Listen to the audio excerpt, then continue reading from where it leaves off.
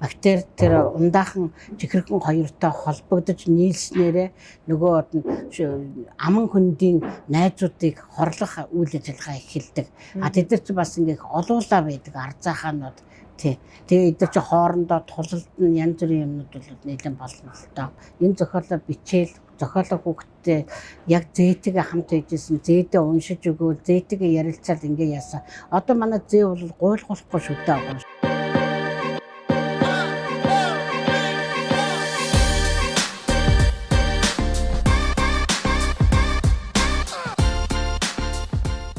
Сайн байцгаана уу? Кофе дээр нэвтрүүлгийн маань дараагийн үеийн шинэ дугаар та бүхэнд хүрэхэд бэлэн боллоо.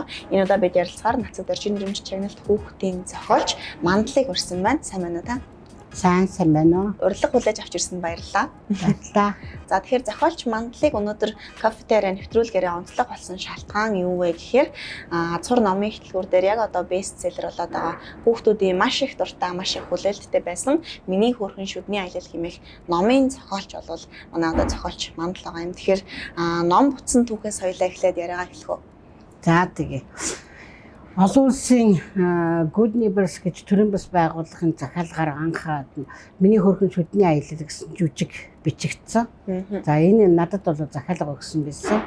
Тэгээ Хүүгэлдийн театрт уг жүжиг тавигдаад маш хөөрхөн жүжиг болсон байгаа. Тэгээд энэ жүжигийн одоо бас хүүхдүүдэд номон хэлбэрээр гаргаж бас юу яа хүүхдүүдэд одоо хүргэе. Бас шүү телевизийн цоврал одоо тийм олон ангид нэвтрүүлэг бэлтгийгээд тэгээд тэр цоврал одоо тэр хөөрхөн зохиомжуудыг бас бичсэн. Тэгээд энэ номынхаа юг болохоор зэрэг тэр жүжигийнхэн одоо тэр үйл явдлуудыг улам дэлгэрүүлээд тэгээд одоо хүүхдүүдэд аль болохоор одоо ойрхон хүргэх бага насны хүүхдүүдэд энийг уншаад өөрийнхөө шүдийг аслан хамгаалдаг болохын зэрэгцээ маш олон баатруудаа танилцсан сайн муугийн ялгааг олох тийм одоо чиглэлээр энэ зохиол анх бичсэн л дээ. Зохиолыг бичих санаа хэрхэн яаж төрсэн бэ? Миний хөөрхөн шүдний аялал номын хувьд бол маш хөөрхөн үлгэрийн одоо нөгөө баатрууд нь маш хөөрхөн. Тэгээд нэмээд маш хадал явдалтай одоо шүдний талаар гарч байгаа гэхэд баймгүй тийм хадал явдалтай хүүхдийн зохиол байгаа шүү дээ. Би 1-8 насны өөрийн зээтэй тэгээд хүүхдүүд маань бас л ингээд одоо яг шүдэн дөнгөж ургаж байгаа, цахиур шүдэн ургаж байгаа, нөгөөхийнх нь шүдэн болохоор зэрэг яг тэр одоо байнгын шүд тийм ээ шүдэлж эхэлж байгаа. Тийм одоо насны хүүхдүүдтэй тэгээд өөрөө болохоор зэрэг би нэлээд шүд муутай өссөн, байнга шүд өвддөг. Тэгээд энэ юунаас болоод яг одоо хүүхдүүдэд зориулж яг өөрийнхөө хүүхдүүдийн байдлыг харж байгаа нийт Монголын хүүхдүүдэд зориулж шүдээ одоо хамгаалж явах хэрэгтэй юм а гэдэг үндсэн дээрээс чин сэтгэлээсээ бичсэн л дээ. Тэгээд энэ дээр чинь нэлээд олон баатрууд гардаг. Дор хаяхад одоо хүүхдүүдийн үзэн ядаж болох одоо Арзаахаа гэж баатар байна. За тэгээд ерөөсөө яг гол дүрүүд болохоор Араахаа, Оолой, Сойзмаа, Үүднээ, Соёно гэсэн одоо ийм найзууд байж байна. Энэ дотор хооронд нь бас үзэл бодлын хагарал үүсдэг тийм. Тэгээд яг л одоо тэр цахиур цагаан гаригаас анхаад нь ирснээс эхлээл жоохон тийм юуны ийдшид бас оруулаад тэгэл ингээл бичээд аяанда ингээд цаанаас гоё болоод явцсан л да. Адлын явдлыг гоё өрнөсөн. Тий. Тэгэхээр ундаахан чихэрхэн энэ төргээд бас найзууд байж байгаа. Янз бүрийн бас сайн муу дөрүүдтэй тийм нэлээд олон дүртэй болсон. Цахиур цагаан гариг гэдэг чинь тийм бүр ямар хөөрхөн хүүхдийн зохиолж байхын тулд өөрөө бүр уран сэтгэмж маш одоо их байх хэрэгтэй юу. Одоо жишээлх юм бол би бол ингээл төсөөлөд үзэхэд хизээч цахиур цагаан гариг гэдэг ийм одоо тий дүр одоо ийм зохиолын ийм зүйлийг бол гаргаж ирч чадахгүй байх гэж өөрийгөө бодож байна. Тэгээд би тантай уулзаагүй байхдаа бол энэ номын зохиолч бол нэлээд залуу хүн байх гэж бодсон байхгүй юу. Тэгсэн чинь ингээд яг та хүрээд ирсэн. Тэгээд би бүр ингээд зохиолч тэр тусмаа хүүхдийн зохиолч гэдэг хүний сэтгэхгүй гэдэг өөрөө ямар тийм агуу байдаг юм бэ? Ямар сайхан уран сэтгэмжтэй, ямар тийм хүүхдийн ертөнцид өөрөө очиж бичиж чаддаг юм бэ гэж бодоод бас их гайхаж багтжээ. Ерөөсөө ингээд хүүхдийн зохиол бичгээд хүүхдийн зохиолчдод өөрсдөө хүүхдчиг болчдөг гэдэг байхгүй юу. Тэг яг л тэр хүүхдийн яг дотоод ертөнцид орно. Яг л тэр одоо би зохиолоо бичиж байхдаа тэр гол дүр маань шүд болвол би одоо өөрөө шүд болчоод тэгтээ тэр чинь хүүхдийн шүд байгаа шүү дээ тийм ээ. Тэг хүнчилсэн. Тэгээд хүүхдийн шүд болчоод тэгээд надад тохиолдох үйл явдлуудад би яг л өөрийнхөө сэтгэл хөдлөлөөр тэр яг л тэр юугаар одоо тэр настай одоо 60 настай авгаан одоо сэтгэл хөдлөлөөр биш яг тэр одоо тэр дүр дотор байж байгаа тэр балчир насны хүүхдийн сэтгэл хөдлөлөөр явах учраас тэгээд өөрөө аяанда тэгээд яваад орчдөг л та. Тий. Гол дүрийн баатруудын нэр бас их өрхөнтэй. Сайзмаа, үүднээ, араахай энэ тий. Арзаахаа энэ гэдэг яг тэгээд энэ бол яг уг одоо тэр зохиолынхон зорилгот нийцүүлж нэрнүүдийг гаргаж аваад тэндээс үүсгэсэн л дээ тий. Ач холбогдлын тухай хоёлаа дэлгэрэнгүй яриа тийм ээ. Хүүхэд одоо энэхүү одоо 25 цуврал одоогоор бол 25 цуврал хэвлэгчсэн байгаа. 25 цувралыг уншаад ерөнхийдөө ямар ач холбогдолтой болох юм бэ? Тэгээд дээрэс нь одоо шүдээ заавал угаагаарай гэж хэлэх биш. Яг нөгөө хүүхдэд өөртөнд харуулсан, насанд нь харуулсан. Тэгээд дээрэс нь одоо шүдээ угаахгүй бол ямар үр дүнд хүрэх юм бэ гэдэг тэр зүйлийг нь бас ойлгуулад өчсөн юм зохиол байгаа шүү дээ. Тийм. Одоо зохиолын гол зорилго бол тэр тийм. Хүүхдүүдэд ер нь бол юунаас болж хүүхдийн шүд өвддгийг бүрөө эхнээсээ явж байгаа. Шүд гэдэг бол ерөөсө хүний биед одоо тэр анх ингээд цахиур гэд ярьдаг шүү дээ тийм ээ.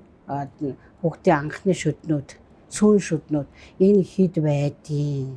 За тэгээд ингээд энэ шүднүүд маань хизээ ундгийн яаж хөдөлдгийг, яавал одоо хорхоодож өвчлөдгийг, тэгвэл хүнийг одоо хэрхэн зовоодгүй тэр бол тэр үйл явдлуудын дундуур хүүхдүүдэд ингээ хилээд яваад ахын гадна бас ингээд юуны зөвлөгөө яваад байгаа. Мөнгөн өвгөний зөвлөгөө яваад ерөнхийдөө хүүхд энийг унсан хүүхдүүд яг хүүхдийн хиллэгээр бичигдсэн учраас энийг унсан хүүхдүүд маш их дуралдаг л да. Ер нь эрэлт хэрэгцээ болцсон юм биш үү? Тэг надаас бол энэ номыг худалдаж авъя, энэ номыг юу яа хаана вэ гэж асуу сургалсан улсууд өөрсдөө ойр дотны болоод гадны танихгүй улсууд фейсээр маш их орж ирдэг. Тий. Хаана байна уу? Хүүхдүүд нэгдүгээр үйл явдлыг сонирхоод тэгээд үйл явдал дотор автаад тэн дотроос тэр муу мухай зүйлийг үзэн ядаад ялгаад тэгээд одоо өөрөө тэрэн дээрээ дүгнэлт хийгээд гол нь бол хүүхдүүд яг тэр зохиолынхон гол баатар болчдөг учраас тэр гол баатарын муу зан чанарыг ойлгоод өөрийнхөө засаад ингэж явхад одоо юм ач холбогдолтой байдаг л да. Эсрэг дөрүүд нь одоо ямар дөрүүд байсан бэ? Миний анзаарснаар бол ямар ч гэсэн ундаахан бол эсрэг дөрөв шиг байсан тий. Тий. Хатгаад яагаад байдаг тийм ээ. Яг хүүхдийн одоо тэр юу агаа л да. Хүүхдийн хамгийн дуртай хэрнээсээ бас ингээд хэрвээ шүдээ арчилж хамгаалахгүй бол одоо тэр шүдэнд эрүүл мэндэд хохирол учруулдаг тийм бүтээгдэхүүнүүд байж байгаа шүү дээ. Тэгээд чихэр байж гэн ундаа байж гэн тэр хоёрыг голчлон эсрэг дүүрээр аваад тэрэн дээрээс нэг аимшигтай дүр нэмэгдэж орж ирдэг. За тэр бол арзаахаа гэж одоо яг тэр шүдний бактери тийм яг одоо тэр шүдийг өвчлүүлдэг бактериуд нь бактери тэр ундаахан чихэрхэн хоёртой холбогдож нийлснээрээ нөгөө аман хөндийн найзуудыг хорлох үйл ажиллагаа эхэлдэг. Тэд нар ч бас ингээ олуулаа байдаг арзаахаанууд тий. Тэгээ эдгээр чи хоорондоо тулалд нь янз бүрийн юмнууд бол нэлээд болно л доо. Тэрэн дотроо бас яг ингээд зүв бурууга олж ядаад байгаа тэр араахаа бол нэг айхтар эсрэг дүр биш юм тий. Яг одоо тэр нь бол яг л одоо зүв бурууга мэдэхгүй танихгүй байгаа хүүхдүүдийн л нэг одоо дүрийг гаргасан байж байгаа тий. Азур номын эхлэлээс бэлтгэрүүдэг кофе тайрын нэвтрүүлгийн маань өмнөх дугаараар бид нэр ямар ч хүчтэй ярилцсан бэ гэхээр Магтах зэмлэх номын агуулгын редактор Төмөр Зэ агштай ярилцсан. Тэгээ тэр үеэр ярилцж байгаад юу гэсэн бэ гэхээр хүүхдэд одоо зүгээр л бид нар өөрсдөө хэлдэг шиг одоо ингэж болохгүй чи ундаа авч болохгүй чихэр идэж болохгүй гэд хэлчихэр төдийлэн сайн алгадгүй. Тийм учраас тэдний насанд нь яг тохирсон байдлаар харьцаарай гэд хэлжсэн байхгүй юу. Тэгэхээр одоо шүдээ заавал арчлаарай гэдгийг нөгөө насанд нь тохирсон байдлаар хэлээрэй гэдэг чи ерөөсөө яг л энэ ном байх шиг байгаа тий. Яг хүүхдийн одоо насанд тохирсон байдлаар илүү ойлгох байдлаар бас хэлнэ гэж бодож байна. Жишээлх юм бол арзаахаа гэдээ ярьж байна. Бид нэр болохоор шүдрүү нь одоо ингээд муухай юм ороод бактери нэн ороод шүдээг нь хөшлүүлээд хорхоо тулчт юм а гэд хэлхийн оронд арзаахаа гэдэг юм амар юм байдаг юм а гэд хэлэх юм бол бас илүү ойлгох нь шал өөр бах тийм ээ. Тий. Хамгийн гол нь юу ядгийн бэлээ л дээ. Би нэг сонсч байсан нэг Германд шүдний өвчлөл маш их болоо. Тэгээд хүмүүс одоо тэр шүднийхэн төлбөр мөлбөр дээр маш их эдийн засгийн хохирол амсдаг тийм байсан гэсэн. Тэгээд ерөөсөө тэр хүүхдээ олдоо ингээд тийм цуврал хүүхэлдэйн кино хийсэн юм байна лээ тэднийхэн. Тэгээ хүүхэлдэйн кино хийснээс хойш тэр шүдний өвчлөл эрс багассан гэж би сонсч байсан. Тийм. Тэгэхээр хамгийн гол нь энэ шүд болуулаад заавал өвжих ёстой зүйл биш. Энийг бол заавал одоо ямар нэгэн халдвар хүнд одоо жишээлбэл ордог штэ мэдгэдэггүйгээр орж ирдэг халдварууд байдаг штэ тийм ээ.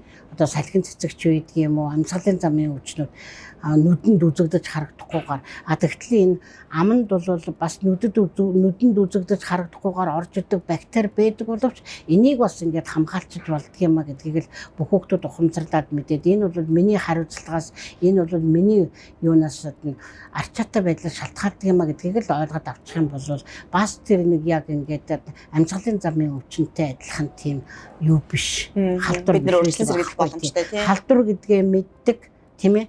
Тэгээд энэ хүнийг одоо өвдүүлдэг, хорлдог, тийм хорон мухай санаатай юм байдаг гэд ингээ хүүхдүүд ойлгочихоор зэрэг аяндаа юу яадаг юм бэлээ.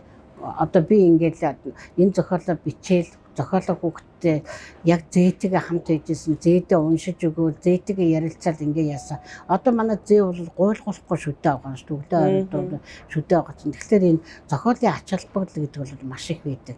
Тэгээд энд зураг их хөөрхөн болсон. Тэгээд ийм зурагт намаар хүүхдүүд ч одоо ерөөсөө юу ийм комик зохиолыг ийм зурагт намыг үздэг болсон юм биш үү? Хоёр хүний харилцан яриатай, тэгээ хөөрхөн зурагтай, зургийг хараач ойлгодог, дотор уншдаг хүүхдүүд бол тэр диалогийг уншаад тэгээд тэндээсээ ойлгоод явцдаг юм болсон. Тэгээд энэнд нь тохируулаад ингээд ийм цуврал нам авчихар хүүхдүүд аяндаа энийг уншаад ээж аавын одоо заавал загнуулаад хилүүлээд учрлуулад тийм ээ тэгээд гүгэд авахгүй энийг бас ингээд ийм юм байдгийн байх шүү би ингэж хамгаалах ёстой юм байна шүү ийм юмнаас зайлсхийх ёстой юм байна шүү гэдгийг багаас эхлээд мэдээ сураад авчих юм бол маш их ач холбогдолтой л доо. Тийм.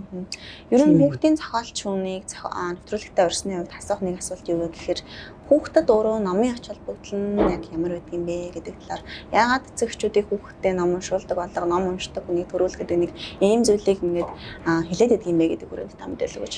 Ерөөсөө хүүхдийн уран зохиол бол нэгдүгээрт одоо хүүхдэд сэтгэлийн цэнгэл идэлүүлэх юм зорилготой байдаг.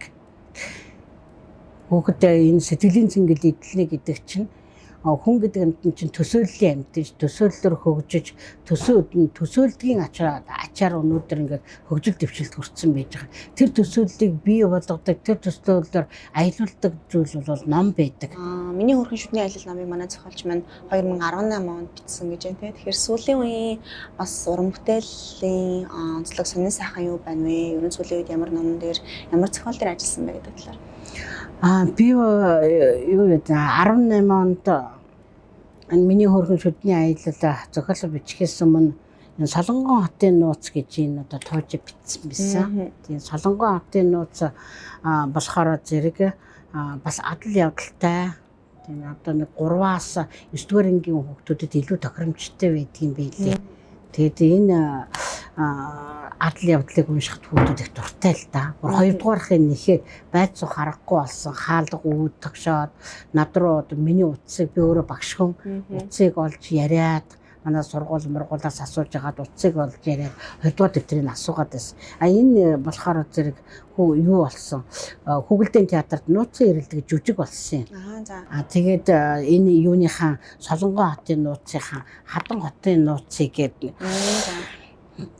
хэвлүүлж гаргасан тий 2 дахь цоврал. За энэ Хадан хотын нууц, Солонгон хотын нууц хоёр бол ингээд нууцын ирэлт гэдэг ийм цоврал бүтээл болоод явчихж байгаа. Тэгээ одоо энэнийхээ нөгөө Зүүдэн хотын нууц гэж одоо 3 дугаар дэвтрийг бичиж байгаа. Би өөрөө энэ зохиол дээр сууж байгаа. За бидний урилгыг хүлээж авчирч бас өөрийн ертөнцөөс нэг их нэгж болов нээсэн танд баярлалаа. Тэгээ Азур номын хөтөлбөрөөс маань Монгол менежер дэвтрүүд маань бол байнга гарч байгаа. Тэгээд танд Монгол менежер дэвтрийнхаа дээжээс бэлгэлж байна. За мөн түншлэн Азур номын хөтөлбөрөөс одоо ийм худалдаа авалт их боломжтой бэлгийн карт юм. Оо ямар гоё вэ. За танд баярлалаа. За баярлалаа. Хамтаасан та бүхэндээ баярлалаа. Кафетерийн нэвтрүүлгийн маань дараагийн шинэ дугаараар дахиад уулзъя. Баяртай. Зөв үрийг номоос аз хур номын их дэлгүүр